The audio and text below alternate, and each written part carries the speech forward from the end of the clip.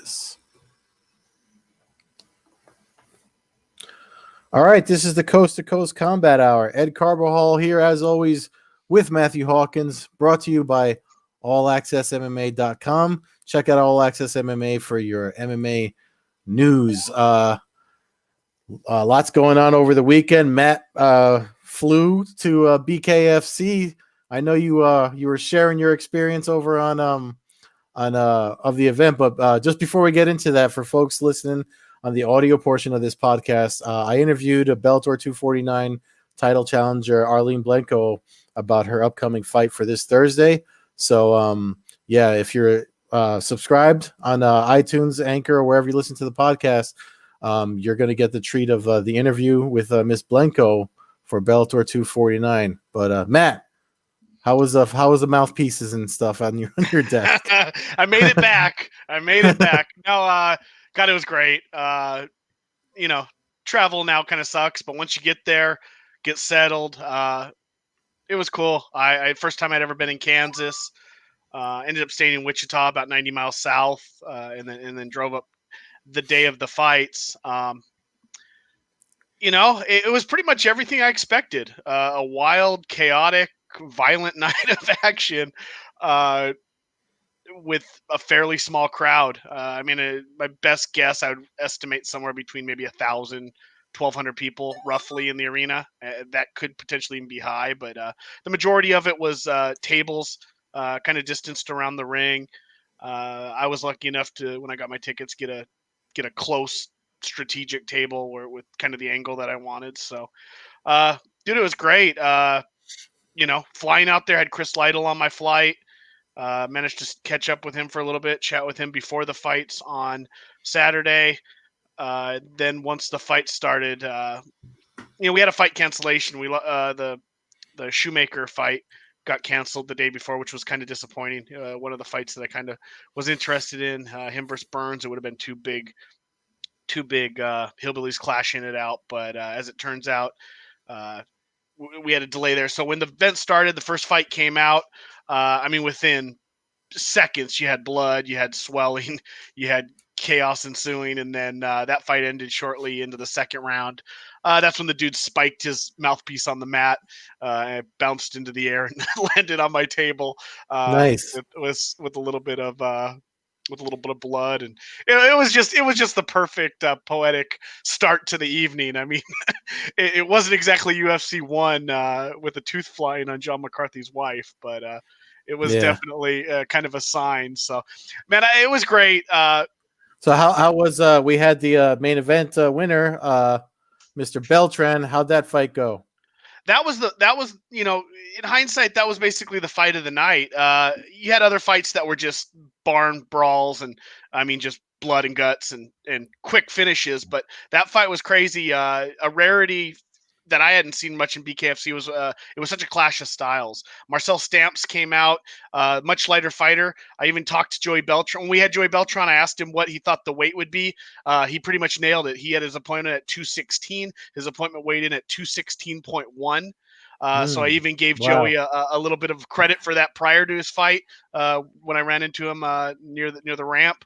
So you had the different styles. Stamps, a sleeker, athletic former NFL player, was able to use his speed, used a little bit of running to get away.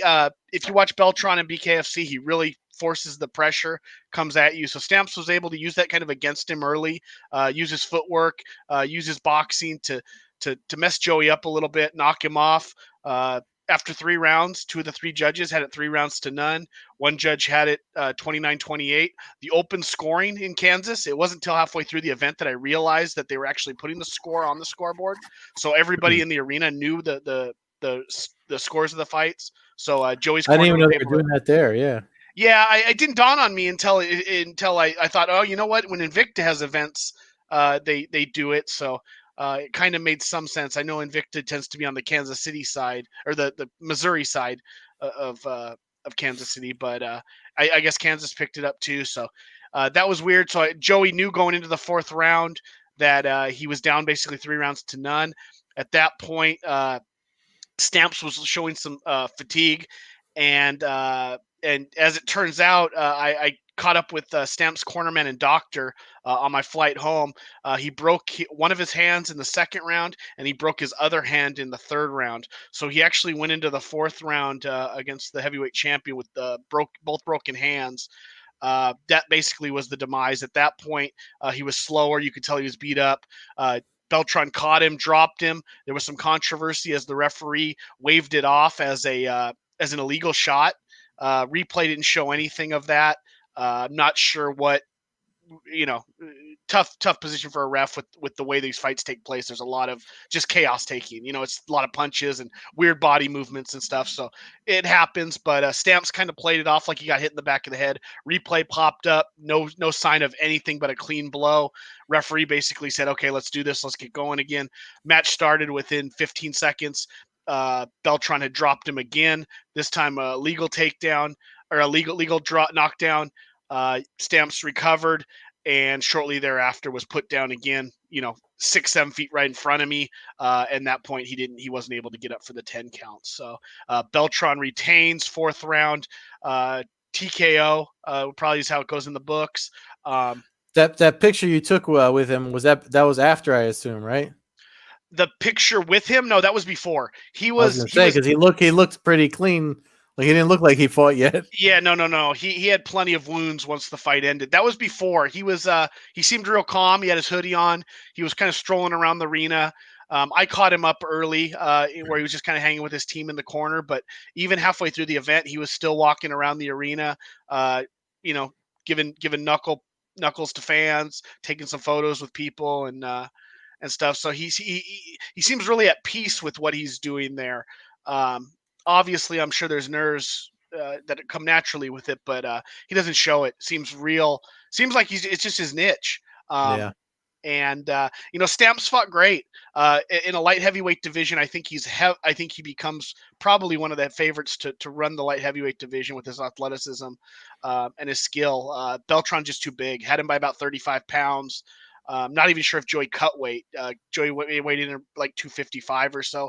Potentially, he could have even been 265 or so in the fight if he tried to slim up at all for any reason for the weigh-in. But no, it was fun. The round ring, it had the old UFC feel, had the smoke coming out of the tunnel, and it was just cool. It was fun to be at a live event. I'd recommend it for anybody who's not super squeamish. For me, it's the broken bones that bother me, the legs and the arms and stuff. That's what kind of gets to me. Blood and cuts don't do it for me. So if you can deal with blood and cuts and, swollen eyes and stuff, it's definitely experience for the fight fan.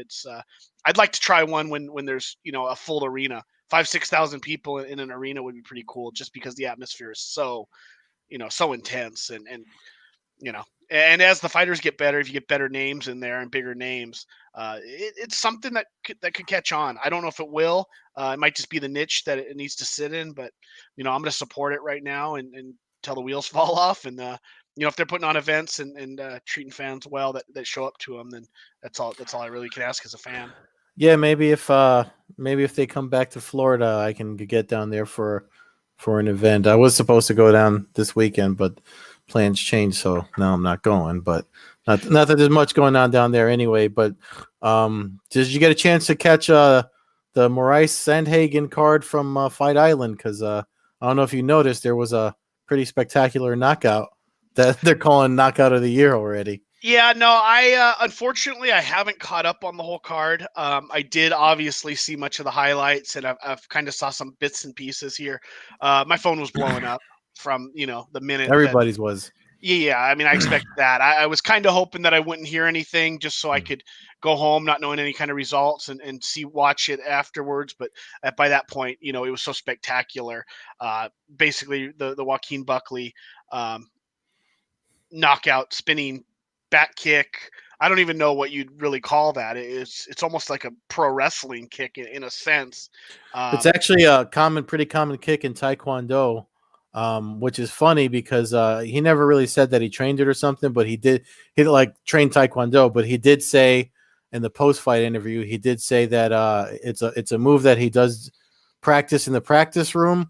And I actually did a breakdown of it over at Sunday Submission that I do for MMAnews.com, where he talks about how, because if that a common way to block the kick to the body is not to block it, but to step back and pass it over.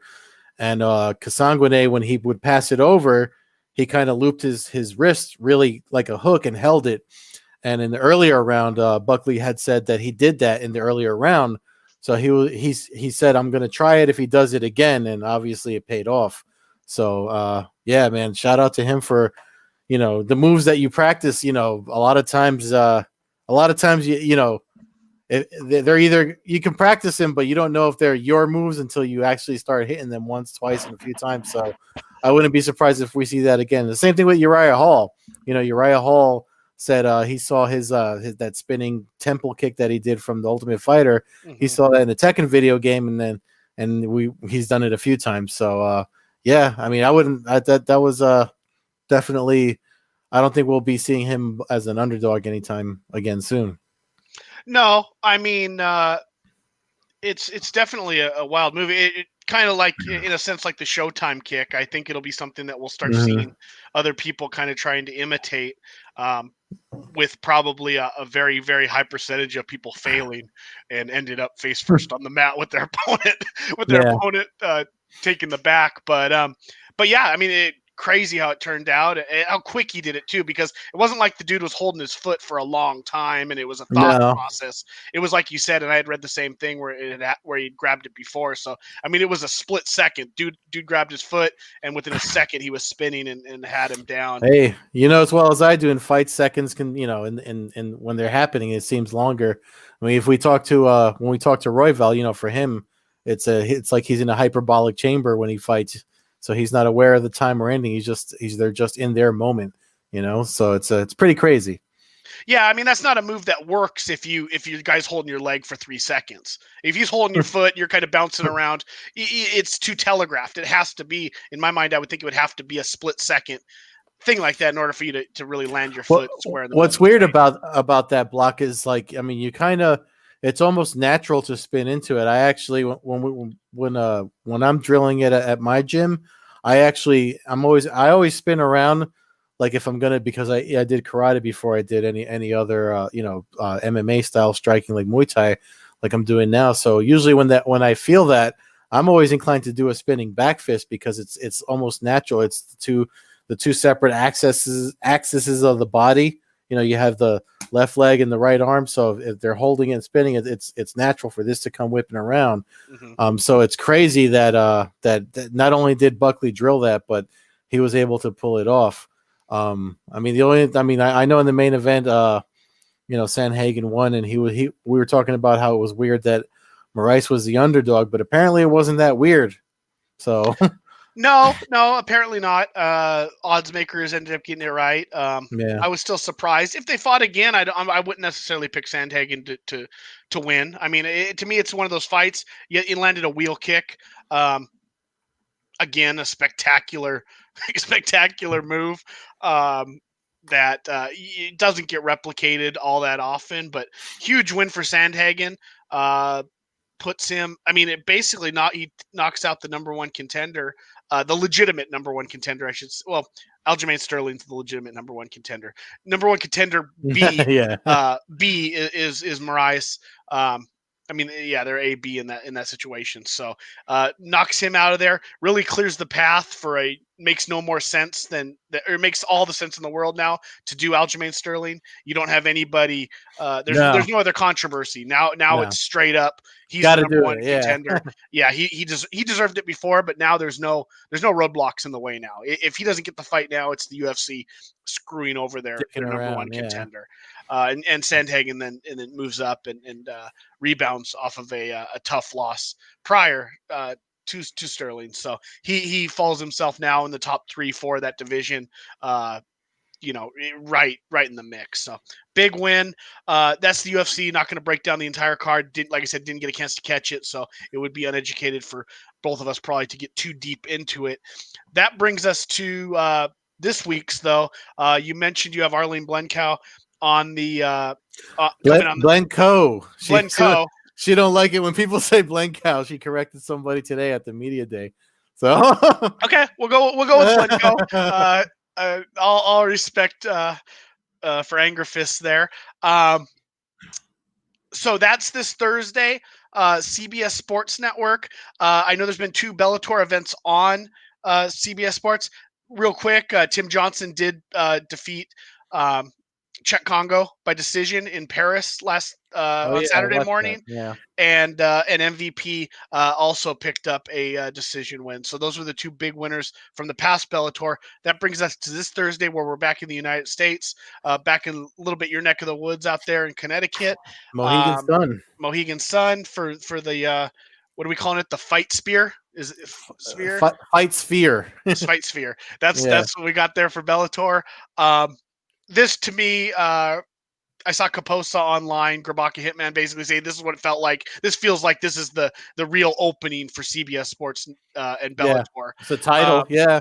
World title fight, huge name in Chris Cyborg, and what's turned out to be a loaded main card. Mm-hmm. I think this is a prime example of pandemic and just throwing together a great fight card. I mean, Bellator's did an outstanding job. I wasn't even completely aware of all the fights, honestly, until I started looking up the card, and I'm going, holy crap, we got. Yeah, even the prelims, when if you look at those, I'm just like, I wasn't really looking at it yet, but like the headlining part of the preliminary is Curtis Millender versus Joe Schilling. So that's just for folks to gauge before we get into the main card. It's just a crazy. Crazy real quick though. I need to jump in there. That fight has been canceled. Oh, was it? Yeah, last Millender Schilling. Yeah, that fight was canceled. So sadly, I saw Nolan King report that I believe earlier today. I believe it was earlier today. I don't think it was yesterday, but yeah, earlier today, Nolan King reported. He only got there yesterday. Okay, so yeah, he said it was quick though. Is one of those things that was going to be the barn burner fight. That's a shame that one's off. So, but the good news is that fight was booked. So Bellator tends to bring, there's a good chance we'll get that fight, which is great because that could almost main event those are pretty small event for them. But the main card, I was fights. Super excited to see it opens up with our guy Syed Awad, who's been on the show a few times. Yeah, we would have got him if they didn't book it so fast. Yeah, that's what I mean. I saw that. I go, damn, but obviously we wish him the best. The best. He faces Mendonalo, 7-1. Awad on a bit of a skid, but the perennial contender and fireworks always at lightweight. It should be a hell of a fight. I think he'll do well. He was taking too many. Those last 2 fights were like too close together. I mean, last minute, all on. He came in last minute when he fought Daly, and then he wanted to get back in the W column so fast he took another fight almost immediately. So I kind of think with everything going on, this might work out for him. Yeah, I mean he's facing the top of the food chain in Bellator. When you start talking Henderson, Gertz, Yamauchi, and Daly, not just in Bellator, you're fighting for the top, 30 lightweights in the world, basically. And that's it's a killer row, and his fight style is just bring it, and against some of those opponents that turns into just be the Gertz fight, for example, was extremely close, came down to a judge's decision. Yeah. Stuff like that. But, I think he's going to do well. I think he actually wins this fight. I think he's going to finish this fight. I think we're going to see a violent Syed, and I think we'll see it maybe late second round. Well, we never not see a violent Syed, but yeah, that's true. Yeah. But I think we're going to see a celebratory violent Syed at the end of this one. Nalo coming off of his first career loss. He was chopped down with leg kicks in the 3rd round of his last fight. I think that I think Awad will work his way through the guard and do damage and get a stoppage in this fight. Yeah, I'm with you there. You know that. I mean, it's been said it on this podcast. I've seen Awad put in work as long as he's been in Bellator. So yeah, it's hard. He's like with him, it's like Justin Gaethje or who's that fighter I said I'd never pick against not so long ago. Slipping my mind because I'm trying to type up the next little card for the bottom here. But he's one of those guys that's just hard for me. I can't pick against him. Yeah, that brings us to the next fight on the main card. Ricky Bandejas coming off a decision loss to Sergio Pettis about a half dozen events ago or so for Bellator. Uh, didn't look great in that fight. Pettis pretty much controlled, won an easy decision. He fights Leandro Higo, coming off a win over Sean Bunch at Bellator 228 from out here at my neck of the woods out in the Forum. I believe that was last September. No, sorry, that was January. September. Cyborg was in January, so that was the September Musasi Machida card. He picked up a win there. Prior to that, he had lost to Aaron Pico in a tough fight. Hell of a fight. You got the Pitbull Team Pitbull Higo Bandejas, who is in a sense sometimes a little hit or miss. He's either really on and really impressive, or Yeah. sometimes he gets lulled into a little bit of a boring fight. I see Bandejas rallying in this fight. I think Higo's a good matchup for him. I think they'll stand in front of each other. And I think Bandejas lands the bigger punches and is able to work a decision here. I don't see a finish. I think both guys are way too durable at that weight class. But I will take Bandejas probably like 29-28. I think maybe he has some issues early on in the first round with a fresh Higo, but then I think he settles in and wins the second and third round of the fight. And I think I can't bring up their stats page because my laptop's having a bad day here, but I feel like Bandejas might have a reach advantage over Higo. You know what I mean as far as striking goes. So I think he can pluck away. So I wouldn't be surprised if that's winds up being the case again. I don't have the stats in front of me, so I just have the card. But I think that might be the case for that fight. Yeah, I'm seeing. Let me see if I can pull it up. I got a 70-inch reach for Bandejas. He does kind of have that body type that you always talk about. Ectomorph. Yep, and actually 72 for Higo. So Wow. it's they got Higo at 5'8". This is listed on Tapology. Usually they're pretty accurate. on it. Yeah, it's weird because they got Bandejas is 5'10". He's 2 inches taller, but he's got a shorter reach according to this. So that could be interesting. We'll see how that plays out. I like you said though, you just naturally you feel like Bandejas is going to have the reach, the slender, style of striking and movement. So we'll see. Hell of a fight. Co-main event that night. Patricky Pitbull returns to the cage. Always down to do his thing. He is coming off a loss in Ryzen in the semifinals of the Ryzen Grand Prix to the future the champ who ended up winning that, Musayev. He faces Jaleel Willis, 13-2 fighter. Yeah, from LFA, so he's a tough customer. I've seen him a few times in LFA. That guy's definitely that's actually that there's a reason that's the co-main event, Yeah, he's coming off a victory over De Jesus, who you've spoken to a few times, and yeah, he's on a 4-fight win streak. So he makes his Bellator debut. Not much harder to get tough competition making your debut and then fighting a Pitbull brother. I'm a huge fan of the Pitbull brothers. Patricio obviously is pound for pound one of the best MMA fighters that we've really ever seen. When you start looking at the grand scheme of it, I'm going to go with. I imagine Pitbull's probably the favorite. I don't know the odds, but I'm going to go with Willis. On a win streak, he doesn't have the mileage that Pitbull has.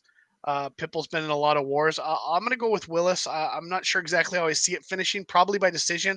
I don't think you finish Pitbull unless your name's basically Michael Chandler. So I'll go with Willis by decision in his debut and quickly making a name for himself in the lightweight division there. Maybe even that sets up it looks like Wad's not lightweight. Maybe if Wad and Willis both win, sets up a matchup just naturally created by being on the same card together. Yeah, and the logistics of everything going on and with the way fights are made now, that I wouldn't be surprised if that happens at all. And like you said, it's not Patricio, it's Patricky.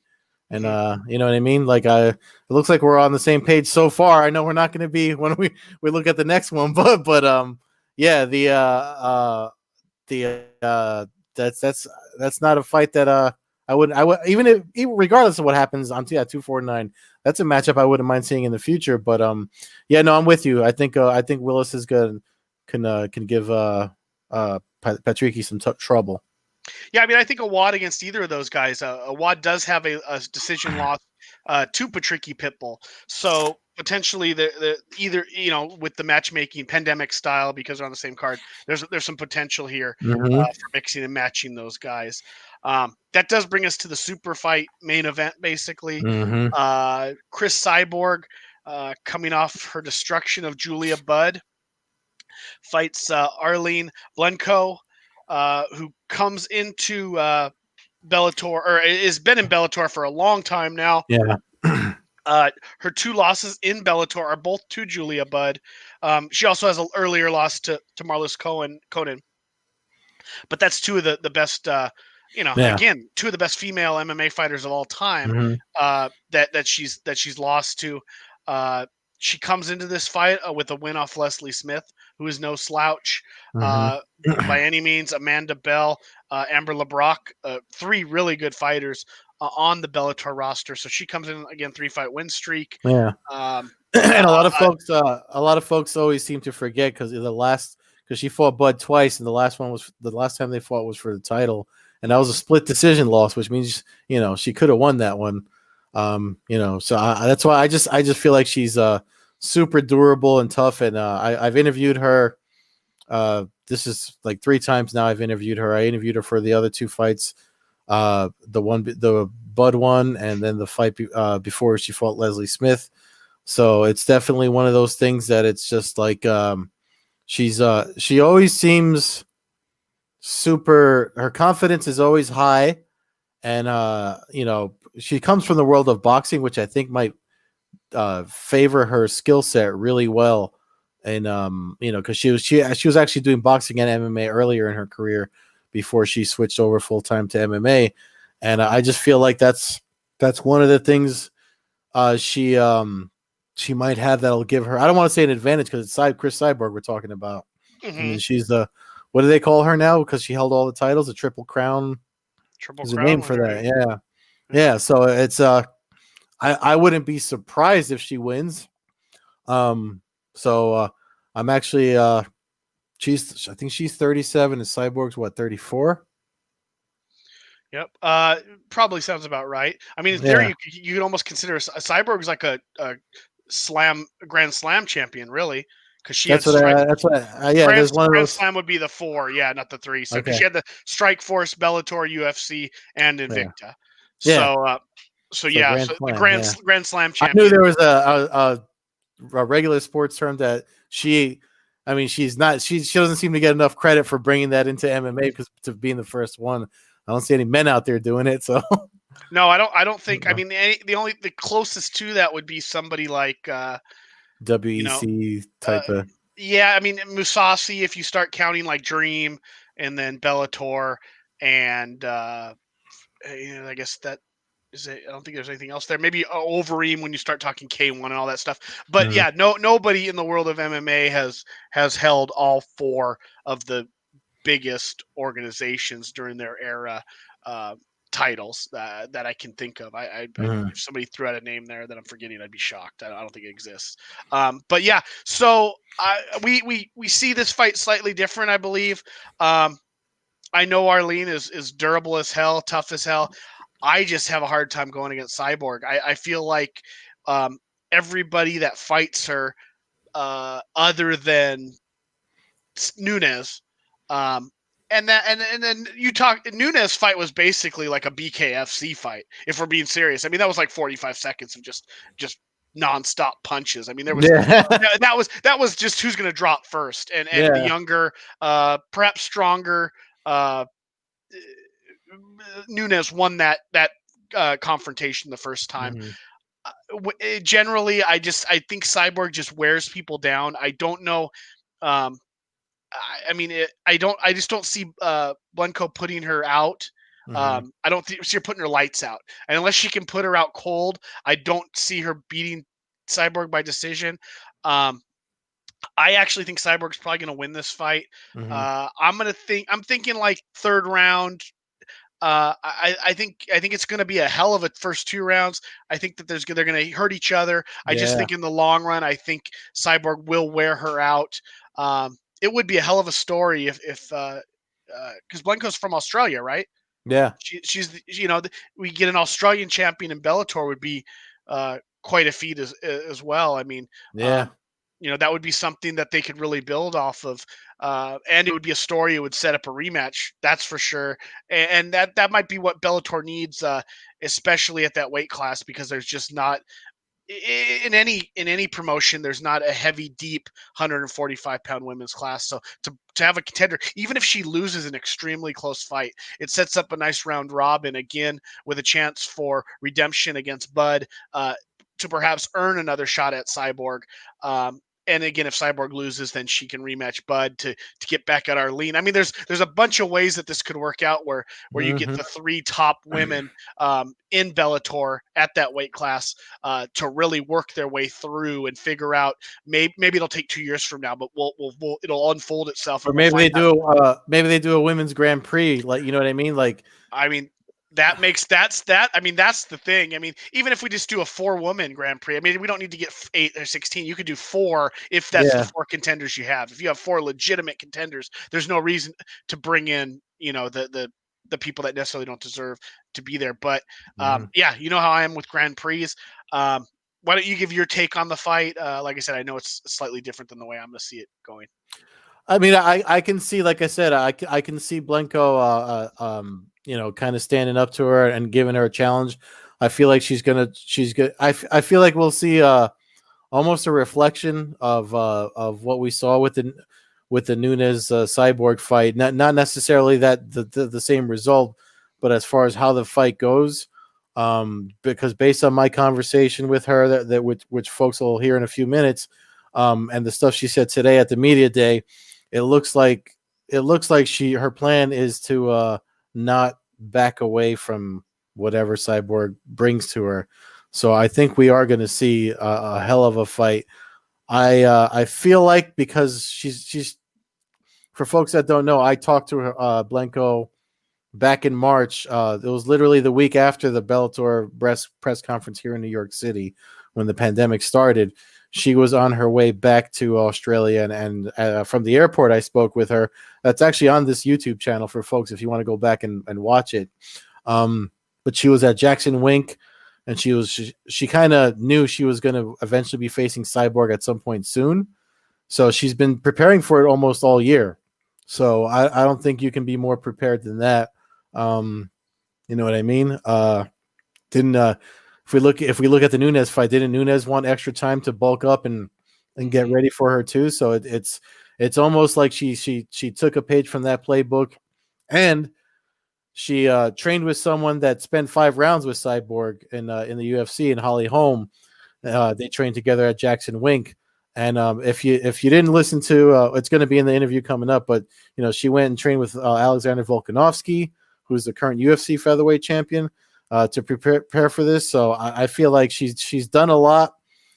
She put a lot of she sacrificed her body a lot to get ready for this. So I'm expecting her to shock the world.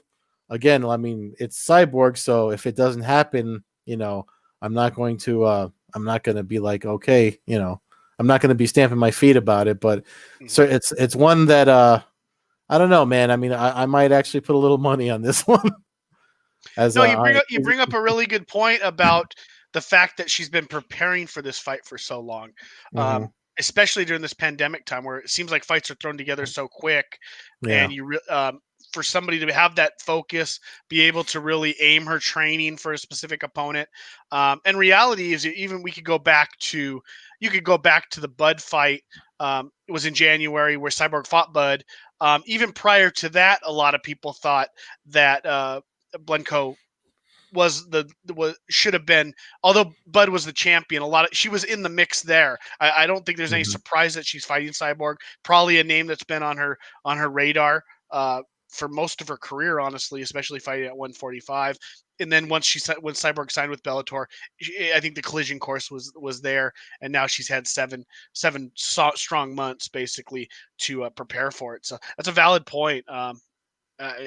I just hope we get. I hope we get an all timer. I think Bellator deserves it, and I would Yeah, love to see. I would love to see CBS Sports Network really take off for them, and get a Thursday night highlight on Sports Center, yeah, ESPN, and create a buzz for the Thursday night fights, because I think that that's going to be something that fight fans around the world can look forward to, especially now that we can all get the events live, yeah. no matter what cable provider you have, assuming you get CBS Sports Network.